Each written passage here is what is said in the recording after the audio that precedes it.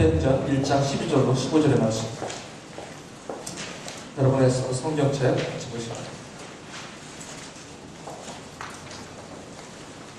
사도행전 1장 12절로 15절의 말씀.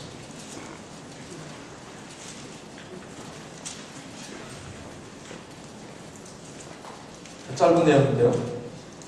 같이 저하고 번갈아 같이 읽겠습니다. 제가 먼저 읽을게요. 여러분 성경 혹시 안 가지고 오신 분은 스크린을 참조하시면 되겠습니다. 제자들이 감람원이라 하는 산으로부터 예루살렘에 돌아오니 이 산은 예루살렘에서 가까워 안식일에 가기 알맞은 길이라.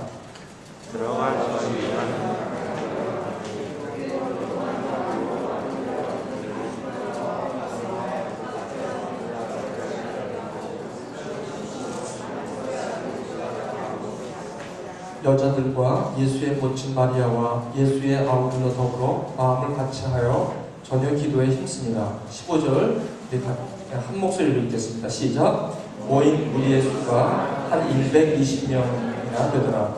그때 베드로가 그 형제 가운데 일어서서 가로되. 살아계신 하나님의 말씀입니다. 12절부터 15절 간단한 말씀입니다. 오늘 말씀의 제목은 바로 이렇습니다. 한번 같이 읽어보실까요? 시작. 교회는 이렇게 시작되었다 라는 제목으로 하나님의 말씀을 증거합니다. 굉장히 중요한 챕터입니다. 교회, 여러분이 오늘 오신 이 교회, 또 여러분이 비행기를 타고 한국에 가실 때는 특히 밤에 도착할 때 여러분 한번 창가를 한번 보십시오. 가장 많이 들어오는 게 빨간 십자가 엄청나게 많이 오죠. 그 교회가 어디서 생겼는가? 과연 교회는 무엇이고 교회의 본질은 무엇인가? 이거에 대해서 좀 오늘 하나님의 말씀을 전하도록 하겠습니다. 교회는 이렇게 시작되었습니다. 제가 오늘 이 말씀을 잠깐 보시겠습니다. 사도행전 1장 1절에서 11절까지는 먼저 제자들이 예수 그리스도, 그들이 따라다녔던 3년 동안 따라다녔던 예수님께서 십자가에서 비참하게 피 한 방울 남김없이 자기네들이 정말 예루살렘에서 왕이 되실 거라고 생각했던 그 따라다녔던 예수님이 힘없이 무기력하게 십자가에서 돌아가시는 걸 보고 제자들은 충격 가운데 각기 흩어졌습니다. 그런 충격 가운데 있을 때에 어떤 여인이 장사된 지 사흘째 되는 날 새벽에 향품을 가지고 예수님의 무덤을 찾아갔을 때 무덤의 문이 열리면서 그곳에 천사의 말을 듣습니다. 내가 찾는 예수는 부활하셨다. 그 충격 앞에 이 여인들이 곧바로 다시 자기네들이 모였던 그 12제자들에게 11제자들 있죠? 12제자 중에 한 제자 유다는 이미 벌써 자기 길로 갔고 11명이 모여있는 그곳에 가서 이 여인들이 이 놀라운 충격의 사실을 전합니다. 이런 일이 있다고 합니다. 생전 듣도 보도 못한 일들을 이 여인들이 얘기합니다. 그랬을 때 역시 베드로 요한은 그 말을 들었을 때 가장 민감하게 발언합니다. 무슨 소리 하는 거냐? 아니 가니까 예수님이 없다고? 아마 부활하겠다고 여러 번 말씀하신 생각은 안 들었을 것입니다. 다만 예수님의 시신에 무슨 일이 있지 않았나 하는 걱정을 했을지도 모릅니다. 베드로와 요한은 황급히 그곳으로 달려가 보니 역시 그 여인들이 얘기했던 대로 무덤은 비어 있었고 그 안에 요한이 먼저 들어가서 봅니다. 베드로도 먼저 뛰어가지만 두려운 마음에 요한이 먼저 들어갑니다. 들어가서 그곳에 보니까 세마포가 있고 예수님은 가신 데가 없다는 것입니다. 부활하신 것이죠. 그 부활하신 것을 너무 충격 가운데 이 제자들이 보긴 봤지만 그 무덤이 비어있는 그 충격 앞에 이들이 모여서 함께 있을 때 예수님께서 부활하신 몸으로 나타나셔서 평강이 있을지어다 두렵고 떨리는 마음으로 몰려있을 때 예수님께서 부활하신 몸으로 나타나서 피스 be unto you. 평강이 있을지어다. 그러면서 숨을 내쉬면서 가라사대 성령을 받으라 라고 하십니다. 그때 도마가 거기 없었습니다. 도마는 바빴습니다. 항상 결정적인 찬스에 없는 사람처럼 도마는 그 자리에 없었습니다. 여드레가 지난 후에 주님께서 다시 찾아옵니다. 왜? 도마 때문에. 와서 도마에게 묻습니다. I'm Jesus Christ. 도마가 믿질 못합니다. 돌아가신 분이 왜 여기 나타나셨습니까? 내가 바로 부활한 예수라고 얘기합니다. 손가락을 내 몸에 넣어보고 믿거라 라고 얘기합니다. 주여 라고 고백을 하며 예수님을 부활하신 주님으로 맞이하는 장면이 있었죠. 그리고 40일 동안 동시에 나타나셔서 부활하신 몸으로 나타나셔서 제자들에게 말씀하십니다. 하나님의 나라에 대해서 말씀하십니다. 너희들은 예루살렘을 떠나지 말고 아버지께서 나의 이름으로 보내신 아버지께서 약속하신 것을 기다리라고 합니다. 떠나지 말라고 합니다. 그 말씀을 마지막으로 부탁하시고 사도행전 1장 8절에 성령이 너희에게 임하시면 너희가 권능을 받고 예루살렘과 유대와 사마리아와 땅끝까지 이르러 내 증인이 되라고 마지막 부탁을 하신 후에 많은 성도가 보는 앞에서 하늘로 올리워 승천하시는 장면을 본 사람들이 12절에 제자들이라는 사람들입니다.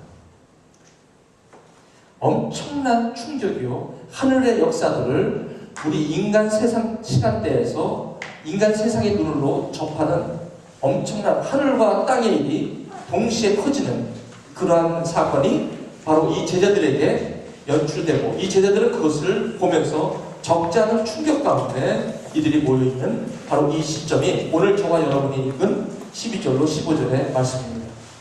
그러면서 13절에 뭐라고 말씀하시냐면 들어가 저희 유하는 다락에 올라가니 저희가 유하는 다락에 올라갔다고 합니다. 이 다락방이죠. 이 다락에 모였는데 아마도 이들이 모였다면 이곳에서 과거에 모였던 것 같습니다. 다락에 올라가니 거기에 있었던 사람이 누구냐면 베드로, 요한, 야고보, 안드레, 빌립, 도마, 바돌로메, 마테, 알페오의 아들 야고보, 셀롯인 시몬, 야고보의 아들 유다가 다 거기 있어 정확하게 세어보니까 11명입니다. 유다는 예수님을 팔고 제 길로 갔고 11명이 거기에 모여 있었습니다. 그리고 또 다른 사람들이 나옵니다. 여자들과 14절. 그 여자들은 누구냐면 안식일 첫날 예수님의 무덤에 찾아갔을 때 그 예수님의 부활하신 장면을 목격했던 여자들, 막달라 마리아와 그와 함께했던 여자들을 여기서 얘기해요. 그러니까 부활을 직접 체험했고 그 충격 앞에 어찌할 바를 모르는 그런 여인들과 그리고 14절을 조금 더 나가면 예수님의 모친 마리아와 예수님을 낳은 예수님의 어머니 마리아가 거기 있었고 예수님의 아우들이 있었습니다. 형제들이 있었습니다. 그 예수님의 형제들 중에 한 명이 지금 제임스 우리 성경책에 야고보를 쓴 그리고 그 당시에 예루살렘 교회의 장로였던 바로 야고보가 바로 이 예수의 아우들 중에 한 분이었죠. 원래는 이 예수님의 아우들이 믿음이 없었다고 합니다. 예수님이 공생에 있을 때. 근데 부활하신 사건을 접하면서 그 십자가 사건 이후에 아마 믿음이 생겼다는 그런 전해오는 이야기가 있습니다. 예수님의 아우들이 거기에 있었습니다.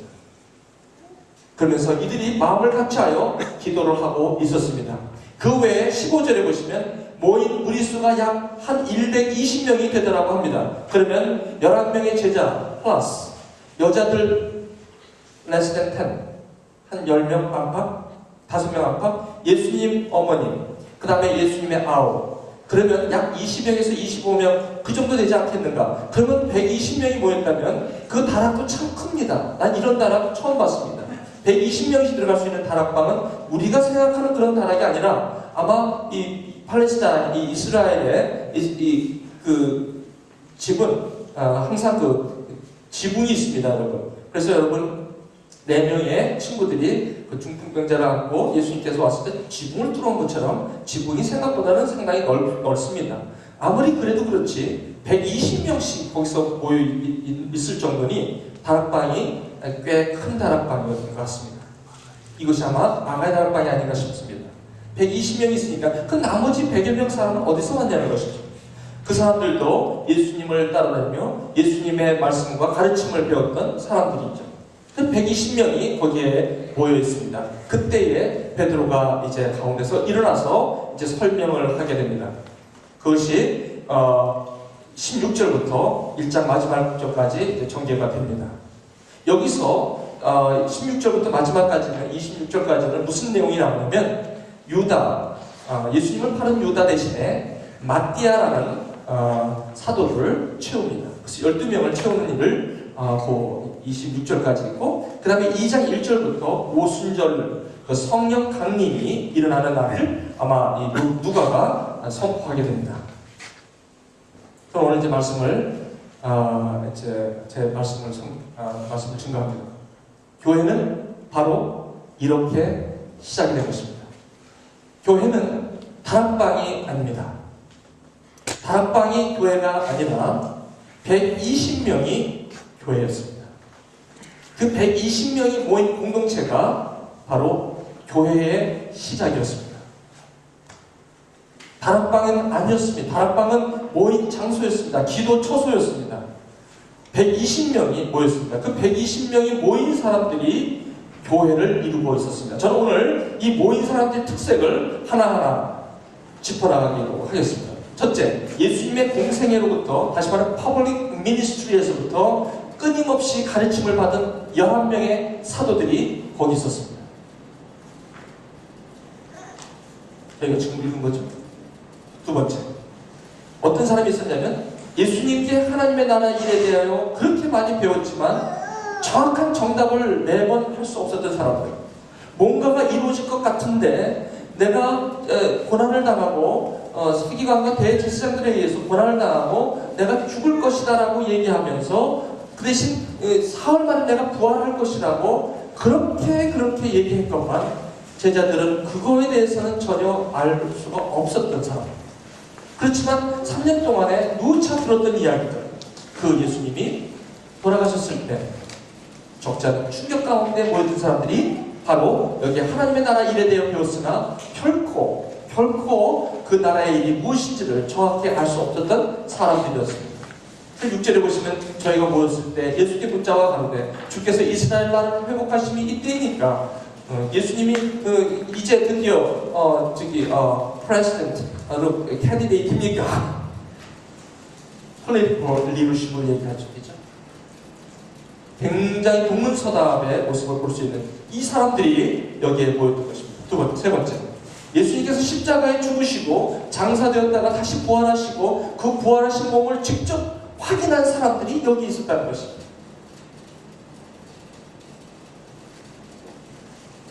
그래서 이것을 사도 바울이 고린도전서에서 이렇게 얘기합니다. 여러분 한번 읽어보실 수 있겠습니까? 시작. 성경대로 그리스도께서 우리 죄를 위하여 죽으시고 장사 지낸 바 되었다가 성경대로 사흘 만에 다시 살아나사 게바에게 보이시고 후에 12 제자에게와 그 후 500여 형제에게 일시에 보이셨나니 그 중에 지금까지 태반이 살아있고 어떤 이는 잠들었으며 그 후에 야고보에게 보이셨으며 그 후에 모든 사도와 만삭되지 않은 상태에서 난 나에게도 보이셨느니라 라고 고린도전서 15장에서 사도 바울은 얘기합니다. 그렇습니다. 약속한 대로 말씀의 성경대로 예수께서 죽으시고 장사 진행 바 되었다가 성경대로 사흘 만에 다시 살아나셔서 다시 말하면 베드로에게 보이시고 후에 12 제자에게 보이시고 그 후에 500여 명에게 동시에 보이셨다는 것입니다. 그 중에 이 고린도전서를 쓰는 그 사도 바울이 고린도전서를 쓰는 그 순간에도 그때도 지금까지 500명 중에서 많이 살아 있었다는 것이죠. 그분들이.